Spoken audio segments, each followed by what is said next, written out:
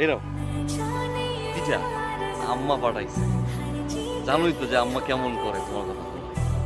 একটু দিবা? কেন? দাও না। আমি যাই। হ্যাঁ আচ্ছা দাও। আমার বয়ফ্রেন্ডটা যদি জাভেদ ভাইয়ের মতো হতো। আমি আছি বিপদের মধ্যে, ঝামেলার মধ্যে, আর তুই ফাঁসামি করছিস আমার সাথে। ও মা, তুমি একসাথে দুই নৌকা পা দিচ্ছ আর আমি কিছু বললেই দোষ। আপনি এখানে এসে কি করতেছেন? তোরাই ধরছো কেন? তুমি তুমি তুমি পাল্টাই গেছো। শুনো, আমার না এখন পড়তে বসতে হবে, অনেক পড়া আছে। এই শুনো, নুরির সাথে আপনার সম্পর্কটা কি? আরে মেয়ে আমার প্রেমিকা। এটা আপনি কি বললেন? নুরির সাথে আমার সম্পর্ক ভাই তো ছোটবেলা থেকে, বুঝছেন ভাই? আপনি কি পাগল হয়েছেন? অনেক স্মৃতি ভাই, বাচ্চা বাঁচবো না ভাই।